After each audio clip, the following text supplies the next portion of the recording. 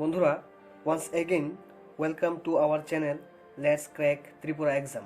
বন্ধুরা, তোমরা জানো যে আমরা তোমাদের আপকামিং এক্সাম, যেমনটা তোমরা জানো যে ত্রিপুরা সরকার নিতে যাচ্ছে এলডিসি, এমটিএস, গ্রুপ ডি এবং পাশাপাশি টেট এক্সামও হতে যাচ্ছে। তো সেই সমস্ত এক্সামকে সামনে রেখে আমরা Indian history, Indian geography, Indian constitution উপরে তোমাদেরকে প্রতিনিয়ত ক্লাস দিয়ে যাচ্ছি। তার পাশাপাশি আমরা ত্রিপুরার জিকের উপরেও স্পেশাল ক্লাস তোমাদেরকে করাচ্ছি। তো তোমরা জানো যে আমরা আমাদের Telegram channel let's crack Tripura exam, এই চ্যানেলের মাধ্যমে তোমাদের সাথে আমরা প্রত্যেকটি ক্লাসের পিডিএফ শেয়ার করে থাকি। তো তোমরা সেই সমস্ত পিডিএফ ক্লাস দেখার পরে অবশ্যই নিজে থেকে ডাউনলোড করে নেবে। ডাউনলোড করার পর বাড়িতে তোমরা ইজিলি প্র্যাকটিস করে নিতে পারবে। তাহলে তোমাদের যে এক্সাম প্রিপারেশন সেটা আরও ভালো হবে বলে এটা আমরা আশা করি। তাই তোমাদের সুবিধার্থে আমরা প্রত্যেকটি ক্লাসের পিডিএফ তোমাদের সাথে শেয়ার করছি। তাছাড়া বন্ধুরা, আজকে আমরা তোমাদের সামনে কনস্টিটিউশন ক্লাস নিয়ে এসেছি। এর পূর্বে আমরা কনস্টিটিউশনের আরও ক্লাস তোমাদেরকে করিয়ে নিয়েছি। তো সেই সমস্ত ক্লাস তোমরা দেখে নিতে পারবে অবশ্যই আমাদের চ্যানেলের প্লেলিস্টে গিয়ে। আমাদের চ্যানেলের প্লেলিস্টে গেলে তোমরা সেই সমস্ত ভিডিও দেখে নিতে পারবে।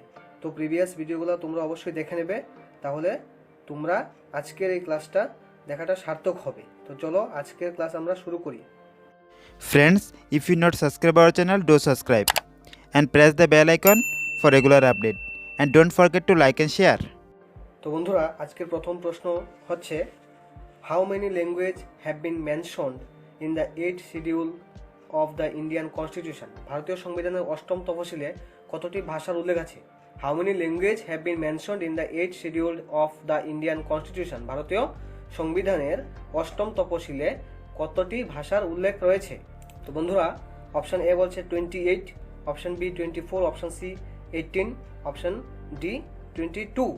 তো বন্ধুরা, সঠিক উত্তর কী হবে? সঠিক উত্তর কোনটি হবে তোমরাও নিজে থেকে আনসার দেওয়ার চেষ্টা করবে। সঠিক উত্তর হবে বন্ধুরা 22টি, অর্থাৎ option D is the right answer, 22। Originally যখন এই যে শিডিউল, সেই শিডিউল অনুসারে অরিজিনালি প্রথমে 14টি ভাষা ছিল। তারপর 1967-এ সিন্ধি ভাষা এড হয়েছে, 1992-তে আরও 3টি কনকারি, মণিপুরি, নেপালি এবং 2003-তে বোরো, ডুগরি, মৈথিলি অ্যান্ড সাঁওতালি। এই ভাষাগুলি পরবর্তী সময়ে 14র সাথে বাকি আরও এগুলো অ্যাড হয়েছে। তারপর টোটাল এখন এই ভারতীয় সংবিধানের 8ম তফসিল অনুসারে টোটাল 22টি ভাষার উল্লেখ আমরা পাই, 22টি ভাষার উল্লেখ রয়েছে। তাহলে চলো আমরা নেক্সট কোশ্চেনে যাই। কোশ্চেন নাম্বার 2 বলছে, which one of the following is not a part of the preamble of Indian constitution? নিচের কোনটি ভারতীয় সংবিধানের যে প্রস্তাবনা, সেই প্রস্তাবনার অংশ নয়, প্রিয়াম্বলের অংশ নয়? Option A socialism, option B democratic, option C secularism and option D federalism. তো বন্ধুরা, সঠিক উত্তর কী হবে? সঠিক উত্তর হবে ফেডারালিজম। ভারতীয় সংবিধানের যে প্রিয়াম্বল বা প্রস্তাবনা আছে, সেই প্রস্তাবনাতে ফেডারালিজম শব্দটি নেই। তাহলে সোশিয়ালিজম, তারপর ডেমোক্রেটিক, সেকুলারিজম, এগুলি কিন্তু ভারতীয় সংবিধানের যে প্রস্তাবনা বা প্রিয়াম্বল আছে এখানে উল্লেখ আছে, খুব স্পষ্টভাবে এটা উল্লেখ আছে। চলো নেক্সট কোশ্চেন। তো বন্ধুরা, question number 3, in the absent of the president who has to perform presidential function? রাষ্ট্রপতির অনুপস্থিতিতে তার যে কাজকর্ম কে করে থাকেন? রাষ্ট্রপতির অনুপস্থিতিতে কে তার কাজকর্ম বা তার দায়িত্বগুলি দেখাশোনা করেন? অপশন এ বলছে vice president, option B governor, option C prime minister and option D বলছে চিফ জাস্টিস অফ ইন্ডিয়া। তো বন্ধুরা, সঠিক উত্তর হবে অপশন এ ভাইস প্রেসিডেন্ট। রাষ্ট্রপতির অনুপস্থিতিতে ভাইস প্রেসিডেন্ট অর্থাৎ উপরাষ্ট্রপতি তার কাজগুলি বা তার দায়িত্বগুলি পালন করে থাকেন। কখন? Due to death, resignation, impeachment or other situation. যখন রাষ্ট্রপতি যদি মারা যায় বা রেজিগনেশন অর্থাৎ পদত্যাগ করে নেয় বা তার বিরুদ্ধে ইমপিচমেন্ট চলছে, ওই সময়ে তার দায়িত্বগুলি ভাইস প্রেসিডেন্ট পালন করে থাকেন। তো বন্ধুরা, question number 4, which is not an agency of the UNO? কোনটি ইউএনওর অঙ্গ নয়? আমরা জানি ইউএনওর মোট 6টি অঙ্গ আছে? ইউএনওর মোট 6টি অঙ্গ আছে আমরা জানি। তো বন্ধুরা এখানে কোনটি ইউএনওর অঙ্গ নয়? Option A food and agriculture organization, option B united nation educational scientific and cultural organization, option C world health organization, and option D all of the above. তাহলে বন্ধুরা সঠিক উত্তর কি হবে? সঠিক উত্তর all of the above. Option D is the right answer. Next question number 5, headquarters of NATO is situated in. নেটোর সদর দপ্তরটি কোথায় অবস্থিত? Option A New York, option B London, option C Brussels, and option D Paris. তো বন্ধুরা নেটোর যে সদর দপ্তরটি কোথায় অবস্থিত? সঠিক উত্তর হবে অপশন সি ব্রুসেলসে নেটোর সদর দপ্তরটি অবস্থিত। নেটোর ফুল ফর্ম কি বন্ধুরা? The North Atlantic Treaty Organization. The North Atlantic Treaty Organization, এটি হচ্ছে নেটোর ফুল ফর্ম। আর এই নেটো অবস্থিত ব্রুসেলস, এটি বেলজিয়ামে অবস্থিত। রিসেন্টলি নেটোর মধ্যে Colombia become first Latin American country. Colombia হচ্ছে ফার্স্ট ল্যাটিন আমেরিকান কান্ট্রি যে দেশটি নেটোর পার্টনার হয়েছে, নেটোর গ্লোবাল পার্টনার হয়েছে। তো বন্ধুরা কোশ্চেন নাম্বার 6, তোমাদের এক্সামের জন্য তোমাদের যে কনস্টিটিউশন পার্ট আছে, যারা টেট দিচ্ছ এখানেও কনস্টিটিউশন আছে, এবং যারা এলডিসি দেবে তাদেরও আছে। তো তাই তোমাদের সুবিধার্থে আমরা এই কোশ্চেনগুলি বাছাই করে তোমাদের জন্য নিয়ে এসেছি। কোশ্চেন নাম্বার 6 বলছে, the minimum age limit for the members of gram panchayat. গ্রাম পঞ্চায়েতের সদস্য হতে গেলে সর্বনিম্ন বয়স সীমা কত? সর্বনিম্ন কত বছর বয়স হলে গ্রাম পঞ্চায়েতের সদস্য হওয়া যায়? Option A 18 years, option B 21 years, option C 25 years, and option D 30 years. তো বন্ধুরা সঠিক উত্তরটি হবে অপশন বি 21 ইয়ার্স। 21 বছর বয়সে গ্রাম পঞ্চায়েতের সদস্য হওয়া যায়। গ্রাম পঞ্চায়েতের সদস্য হওয়ার জন্য সর্বনিম্ন বয়স সীমা 21 অর্থাৎ 21 বছর ধার্য করা হয়েছে। বন্ধুরা next question number 7, United Nations Organization was established on. UNO কবে প্রতিষ্ঠিত হয়েছিল? Option A 24 October 1945, option B 25 October 1946, option C 26 October 1947, and option D 25 October 1948। তো বন্ধুরা সঠিক উত্তরটি হবে অপশন এ 24 অক্টোবর 1945-এ ইউএনও অর্থাৎ ইউনাইটেড নেশনস অর্গানাইজেশন যে সংস্থাটি আছে, একটি আন্তর্জাতিক সংস্থা, সেই সংস্থাটি প্রতিষ্ঠিত হয়েছিল। বিশ্ব শান্তি ও নিরাপত্তা প্রতিষ্ঠা ছিল এই সংস্থার মূল উদ্দেশ্য, এবং প্রত্যেকটি রাষ্ট্র একে অপরের সাথে বন্ধুত্বপূর্ণ সম্পর্ক রক্ষা করার জন্য এই সংস্থা একটি বিশেষ ভূমিকা আজ অবধি পালন করে আসছে। এবং বন্ধুরা প্রতি বছর 24 অক্টোবর তারিখে ইউনাইটেড নেশনস যে ডে, সেই ডে পালন করা হয়। সম্মিলিত জাতিপুঞ্জ দিবস প্রতি বছর 24 অক্টোবরে পালন করা হয়। চলো নেক্সট কোশ্চেনে যাই। তো বন্ধুরা question number 8, the Indian constitution provides for the appointment of ad hoc জাজ ইন দ্য। অর্থাৎ ভারতীয় সংবিধানে এড হক বিচারকদের নিয়োগের বিধান রয়েছে কোন কোর্টে? এখানে কোর্ট আছে 3টি এবং পার্লামেন্ট অপশনও আছে। অপশন এ বলছে হাইকোর্টে, option B district and session কোর্টে, অপশন সি বলছে পার্লামেন্টে, নাকি অপশন ডি সুপ্রিম কোর্টে। তো বন্ধুরা 8 নম্বরের সঠিক উত্তর কি হবে? কোশ্চেন নাম্বার 8-এর সঠিক উত্তর হবে অপশন ডি, অর্থাৎ সুপ্রিম কোর্টে এড হক জাজ নিয়োগের বিধান রয়েছে। এটি আর্টিকেল 127 অনুসারে, কনস্টিটিউশনের আর্টিকেল 127 অনুসারে সুপ্রিম কোর্টের মধ্যে এড হক জাজ নিয়োগ করার বিধান রয়েছে। চলো নেক্সট কোশ্চেন যাই। বন্ধুরা খুবই গুরুত্বপূর্ণ প্রশ্নগুলি তোমাদের জন্য আমরা আনার চেষ্টা করছি প্রতিনিয়ত। তো তোমরা অবশ্যই আমাদের সাথে থাকবে, এবং যারা এখন পর্যন্ত আমাদের চ্যানেলকে সাবস্ক্রাইব করোনি সাবস্ক্রাইব করে নেবে, এবং পাশাপাশি বন্ধুদের সাথেও শেয়ার করবে। Question number 9, who decides whether A bill is money bill or not. অর্থাৎ কোনো বিল মানি বিল কিনা, সেই যে সিদ্ধান্তটি, এটি কে নিয়ে থাকে? কে সিদ্ধান্ত নেয়? কোনো যদি প্রশ্ন ওঠে যে এই বিলটি মানি বিল কি মানি বিল নয়, তাহলে সেই ক্ষেত্রে কে সিদ্ধান্ত নেবে যে এটি মানি বিল বা মানি বিল না। অপশন এ বলছে president of India, option B বলছে finance minister of India, option C বলছে chairman of Rajya Sabha, and option D বলছে স্পিকার অফ লোকসভা। তো বন্ধুরা সঠিক উত্তর কি হবে? সঠিক উত্তর হবে option D, speaker of Lok Sabha. লোকসভার যে স্পিকার উনি কি করতে পারেন? লোকসভার স্পিকার কোনো বিল মানি বিল কিনা সেই সিদ্ধান্তে উপনীত হতে পারেন। তো বর্তমান স্পিকারের নাম কি? বর্তমান লোকসভার স্পিকার হচ্ছে ওম বিড়লা। তাহলে চলো আমরা কোশ্চেন নাম্বার 10-এ যাই। তো বন্ধুরা এখানে বলা হচ্ছে article 22 of the constitution ensure, কনস্টিটিউশনের আর্টিকেল 22 কি নিশ্চিত করে? অপশন এ বলছে right against exploitation, option B বলছে right to education, option D বলছে right to constitutional remedies, option C কি বলছে right not to be ill treated during arrest or while in custody. তো বন্ধুরা সঠিক উত্তরটি হবে option C, right not to be ill treated during arrest or while in custody. বন্ধুরা সঠিক উত্তরটি হবে অপশন সি। তো কোশ্চেন নাম্বার 11 কি বলছে? হু among the following is the leader of the ruling party of Lok Sabha? নিচের মধ্যে কে লোকসভায় ক্ষমতাসীন দলের নেতা থাকেন? লোকসভার মধ্যে কে ক্ষমতাসীন দলের নেতা থাকেন? হু among the following is the leader of the ruling party? Ruling পার্টির লিডার হিসেবে লোকসভাতে কে থাকেন? Option A the prime minister, option B the speaker, option C the vice president, option D the president. তো বন্ধুরা সঠিক উত্তরটি কি হবে? সঠিক উত্তরটি হবে option A the prime minister, অর্থাৎ প্রধানমন্ত্রী। প্রাইম মিনিস্টার কি করেন? লোকসভায় ক্ষমতাসীন দলের নেতা হিসেবে থাকেন। তো কোশ্চেন নাম্বার 12 খুবই গুরুত্বপূর্ণ প্রশ্ন, দেখো এটা।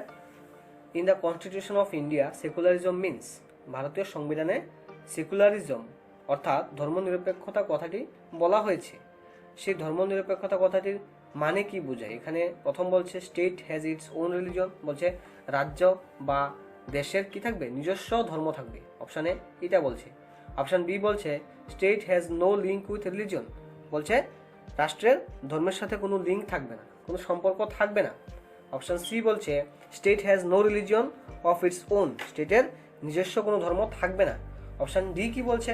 অপশন ডি বলছে state recognises all the religions but has no its own religion. তো অপশন ডি বলছে যে স্টেটে কি করবে? State recognises all the religion, অর্থাৎ একটা কান্ট্রি দেশ কি করবে? প্রত্যেকটা ধর্মকেই প্রাধান্য দিবে এবং প্রত্যেকটা ধর্মকেই সরকার বা দেশ কি করবে? রেসপেক্ট করবে। বাট সরকারের কিন্তু নিজস্ব কোনো ধর্ম থাকবে না। এখানে বলছে সরকারের কোনো বা দেশের ওন রিলিজন, অর্থাৎ দেশের নিজস্ব কোনো ধর্ম থাকবে না, কিন্তু প্রত্যেক ধর্ম এই দেশের মধ্যে কি করতে পারবে? আচার অনুষ্ঠান, প্রত্যেক ধর্মের ব্যক্তিরা প্রত্যেক ধর্মে বিশ্বাস করে এরকম মানুষরা কি করতে পারবে? তাদের ধর্মীয় আচার অনুষ্ঠান করতে পারবে। তো অপশন ডি এটা মিন করছে। তো বন্ধুরা তোমরা তাহলে জেনে গেছো যে অপশন ডি হবে সঠিক উত্তর, state recognises all the religions but has no its own religion.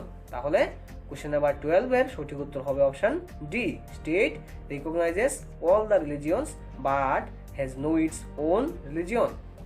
তো বন্ধুরা আমরা 13 নম্বর অর্থাৎ 13 নম্বর কোশ্চেনে চলে এসেছি। দেখো, in which year the amendment in Indian constitution regarding preamble was made, অর্থাৎ ভারতীয় সংবিধানে যে উপস্থাপনা বা প্রস্তাবনা আছে সেই সম্পর্কিত একটি সংশোধন করা হয়েছিল। সেই সংশোধনটি ভারতীয় সংবিধানের যে প্রিয়াম্বল আছে সেই প্রিয়াম্বলের সংশোধনটি কবে করা হয়েছিল? অপশন এ বলছে 1975, option B 1976, option C 1978, option D বলছে 1992।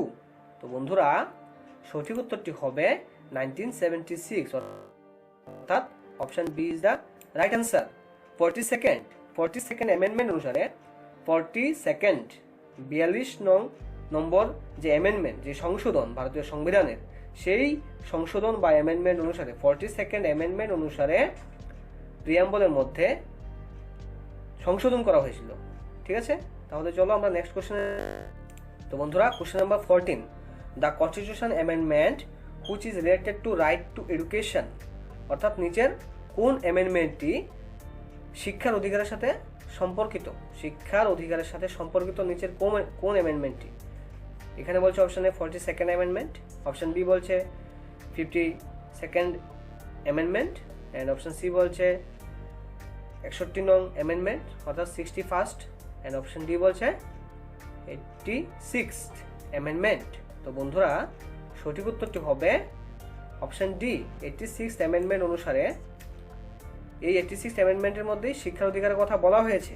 86th অ্যামেন্ডমেন্ট হয়েছিল 2002 সালে, এবং সেই অ্যামেন্ডমেন্টে কি করা হয়েছে? সেই অ্যামেন্ডমেন্টে আর্টিকেল 21A অনুসারে, আর্টিকেল 21A অনুসারে 6 থেকে 14 বছর 6 থেকে 14 ইয়ার্সের যারা আছে শিশুরা, তাদের এডুকেশনকে, শিক্ষাকে বাধ্যতামূলক করে দেওয়া হয়েছে। সেই 86th অ্যামেন্ডমেন্ট অনুসারে 2002 সালে আর্টিকেল 21A অনুসারে কি করা হয়েছে? 6 to 14 ইয়ার্সের সমস্ত শিশুদেরকে শিক্ষা দেওয়াটা বাধ্যতামূলক করে দেওয়া হয়েছে। তাদের প্যারেন্টসদেরকে বলা হয়েছে যে প্রত্যেক শিশু যাতে বিদ্যালয়ে আসে এবং পড়াশোনা করে। তো বন্ধুরা question number 15, on the basis of which committee's recommendations the fundamental duties have been incorporated in Indian Constitution, অর্থাৎ নিচের কোন কমিটির সুপারিশের ভিত্তিতে ভারতীয় সংবিধানে যে মৌলিক দায়িত্ব, মৌলিক কর্তব্যগুলি আছে, সেই দায়িত্ব বা কর্তব্যগুলিকে অন্তর্ভুক্ত করা হয়েছে নিচের কোন কমিটির রিকমেন্ডেশন অনুসারে? অপশন এ বলছে সর্দার শরণ সিং কমিটি অনুসারে, অপশন বি বলছে Ashok Mehta committee, option C বলছে Sadiq Ali committee, and option D বলছে হেডগে কমিটি। তো বন্ধুরা সঠিক উত্তরটি কি হবে? 15 নম্বরের সঠিক উত্তর হবে অপশন এ, সর্দার শরণ সিং কমিটি যে রিকমেন্ডেশন, সেই রিকমেন্ডেশন অনুসারে ভারতীয় সংবিধানের মধ্যে ফান্ডামেন্টাল ডিউটিসকে অন্তর্ভুক্ত বা ইনক্লুড করা হয়েছে। এবং বন্ধুরা 42nd অ্যামেন্ডমেন্ট অনুসারে এটা হয়েছে। 42nd অ্যামেন্ডমেন্ট অনুসারে ভারতীয় সংবিধানে টোটাল 11টি কি করা হয়েছে? 11টি ডিউটিকে এখন অন্তর্ভুক্ত করা হয়েছে। 11টি ডিউটি আছে। এখন ভারতীয় সংবিধানে যদি আমরা বলি মৌলিক কর্তব্য কটি আছে, ভারতীয় সংবিধান অনুসারে আমাদের মৌলিক কর্তব্য বা দায়িত্ব আছে টোটাল 11টি আছে। তো বন্ধুরা কোশ্চেন নাম্বার 16 চলে এসেছি আমরা। দেখো, a candidate to get elected for the office of Rajya Sabha must be, রাজ্যসভাতে নির্বাচিত হওয়ার জন্য একজন প্রার্থীকে কত বছর হতে হবে? তার বয়স সীমা কত দেওয়া হয়েছে? এখানে তার বয়স সীমা কত দেওয়া হয়েছে? অপশন এ বলছে 25 ইয়ার্স ওল্ড, অপশন বি বলছে 35 ইয়ার্স ওল্ড, অপশন সি বলছে 30 years old, and option D বলছে 21 ইয়ার্স ওল্ড। তো বন্ধুরা সঠিক উত্তরটি কি হবে? সঠিক উত্তর হবে 30, অর্থাৎ অপশন সি 30 ইয়ার্স ওল্ড হতে হবে। রাজ্যসভাতে সদস্য হতে গেলে কমপক্ষে 30 বছর বয়স হতে হবে। আর্টিকেল 84-এ এই কথাটি বলা হয়েছে। আর্টিকেল 84 অনুসারে রাজ্যসভার সদস্য হতে গেলে তার বয়স সীমা 30 বছর ধার্য করা হয়েছে। এখন বন্ধুরা আমরা আমাদের ক্লাসের প্রায় শেষ লগ্নে চলে এসেছি। দেখো 17 নম্বর কোশ্চেন বলছে 44th amendment to the Constitution of India was made during the period of which one of the following Prime Minister, অর্থাৎ ভারতীয় সংবিধানের 44তম সংশোধনী সময়ে ভারতবর্ষের ওই তৎকালীন সময়ের প্রধানমন্ত্রী কে ছিলেন? ওই সময়ের প্রধানমন্ত্রী কে ছিলেন বন্ধুরা? 17 নম্বর, ওই সময়ের প্রধানমন্ত্রী কে ছিলেন? অপশন এ বলছে ইন্দিরা গান্ধী, অপশন বি বলছে চন্দ্রশেখর, আর অপশন সি বলছে চৌধুরী চরণ সিং, অপশন ডি বলছে মোরারজি দেশাই। তো বন্ধুরা সঠিক উত্তরটি হবে অপশন ডি, মোরারজি দেশাই। 44তম সংশোধনীর সময় ওই সময়ে দেশের প্রধানমন্ত্রী ছিলেন কে? মোরারজি দেশাই। তো বন্ধুরা চলো কোশ্চেন নাম্বার 18 দেখে নিই আমরা। 12th schedule of Indian constitution deals with, ভারতীয় সংবিধানের দ্বাদশ তফসিল কিসের সাথে সম্পর্কিত? অপশন এ বলছে পঞ্চায়েতি রাজ সিস্টেম, অপশন বি বলছে নগরপালিকাস, অ্যান্ড অপশন সি বলছে language of union, option D বলছে ইউনিয়ন স্টেট রিলেশন। তো বন্ধুরা 18 নম্বরের সঠিক উত্তরটি কি হবে? নগরপালিকা বা মিউনিসিপাল কর্পোরেশন। এটি হবে নগরপালিকার পরিবর্তে এখানে মিউনিসিপাল কর্পোরেশনও থাকতে পারে বন্ধুরা। এটি 74th অ্যামেন্ডমেন্ট অনুসারে যে 74th অ্যামেন্ডমেন্ট অ্যাক্ট 1992 অনুসারে এটি দ্বাদশ তফসিলের সাথে সম্পর্কিত। তাহলে চলো আমরা নেক্সট কোশ্চেনে যাই। তো বন্ধুরা কোশ্চেন নাম্বার 19 বলছে, who was that vice president who died during his tenure? অর্থাৎ কোন ভাইস প্রেসিডেন্ট তার টেনিউর অর্থাৎ তার সময়কালের সময়ে অকালে মারা গিয়েছিলেন, তার সময়কাল থাকাকালীন ওই ভাইস প্রেসিডেন্ট মারা গিয়েছিলেন, সেই ভাইস প্রেসিডেন্টের নাম কি? ডক্টর রাধাকৃষ্ণন, অপশান বি বিবি গিরি, অপশান সি বলছে বিডি জাতি, এন্ড অপশান ডি বলছে কৃষ্ণকান্ত। তো বন্ধুরা সঠিক উত্তরটি কি হবে? সঠিক উত্তরটি হবে অপশান ডি কৃষ্ণকান্ত। কৃষ্ণকান্ত যিনি ভারতবর্ষের ভাইস প্রেসিডেন্ট ছিলেন 1997 থেকে 2002 পর্যন্ত। 1997 থেকে 2002 পর্যন্ত ইনি ভারতবর্ষের ভাইস প্রেসিডেন্ট ছিলেন এবং তিনি ছিলেন ভারতবর্ষের 10th ভাইস প্রেসিডেন্ট অর্থাৎ 10 নম্বর ভাইস প্রেসিডেন্ট।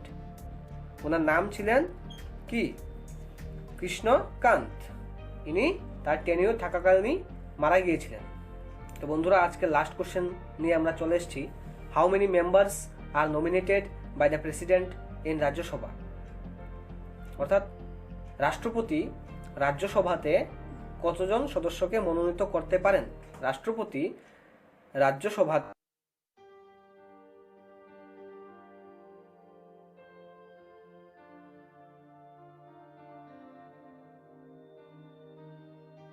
তো বন্ধুরা কোশ্চেন নাম্বার 20-তে আমরা কি জেনেছি যে রাষ্ট্রপতি কতজন সদস্যকে অর্থাৎ how many members are nominated by the president in Rajya Sabha, রাষ্ট্রপতি কতজন সদস্যকে রাজ্যসভাতে মনোনীত করতে পারেন?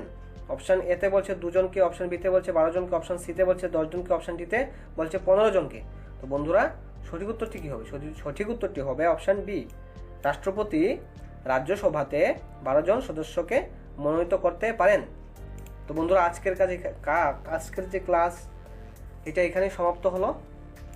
সবাইকে অসংখ্য ধন্যবাদ, তোমরা এতক্ষণ আমাদের ক্লাস দেখলে এবং অবশ্যই যারা এখনো পর্যন্ত আমাদের চ্যানেলকে সাবস্ক্রাইব করোনি তোমরা আমাদের চ্যানেলকে খুব তাড়াতাড়ি সাবস্ক্রাইব করে নাও এবং সঙ্গে দেওয়া বেল আইকন ক্লিক করে নাও। তাহলে আমাদের দেওয়া প্রত্যেকটি ভিডিও যে নোটিফিকেশান এটা তোমরা ইজিলি পেয়ে যাবে এবং আমাদের প্রত্যেকটি ক্লাস তোমরা অ্যাটেন্ড করতে পারবে এবং তোমাদের এক্সামের প্রিপারেশন যাতে ভালো হয় তা লক্ষ্য রেখে আমরা তোমাদের জন্য গুরুত্বপূর্ণ প্রশ্নগুলি প্রতিনিয়ত তোমাদের সামনে নিয়ে চলে আসব এবং তোমরা আমাদের ক্লাস দেখবে।